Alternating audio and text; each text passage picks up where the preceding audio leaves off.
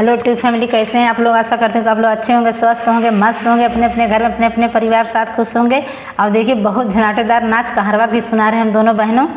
और देखिए आप लोग सोचते होंगे कि इतना दिन से ये लोग वीडियो क्यों नहीं डाल रही हैं साथ में। तो देखिए कुछ दिक्कत था, इनकी तबीयत बहुत ख़राब था, फिर तबीयत से आराम मिला तो फिर इनकी सास एक्सपायर कर गई है, गांव चली गई। इसी से हम लोग थोड़ा लेट हुई हैं वीडियो बनाने में। वे गांव से आ गई हैं, अब दोनों लोग फिर साथ में वीडियो बनाएंगे।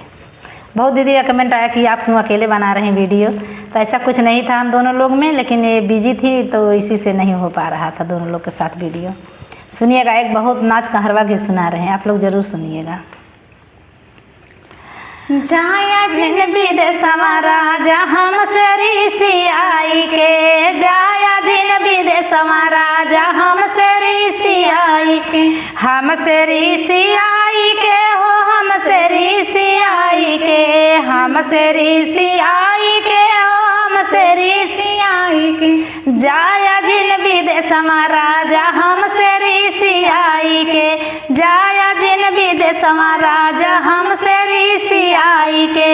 सोने की थाली में जेवना बनाया, सोने की थाली में जेवना बनाया, जेवना जेवना तुझे राजा हमके हमसे मुँह सिकाई के, जेवना तुझे राजा हमसे मुँह सिकाई के। जाया जिन विदेशवा राजा हमसे ऋषियाई के, जाया जिन विदेशवा राजा हमसे ऋषियाई के।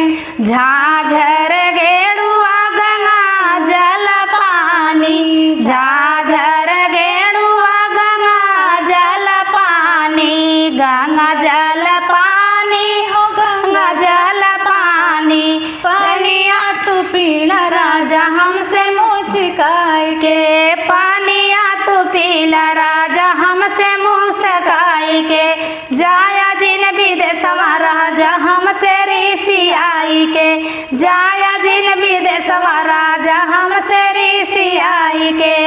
लवंगा इलायची कबीरा जोरायो, लवंगा इलायची कबीरवा जोरावली। अरे बीरवा तू कूच राजा हमसे मुँह सिकाई के, जाया जिन विदेशवा राजा हमसे ऋषियाई के, जाया जिन विदेशवा राजा हमसे ऋषियाई के।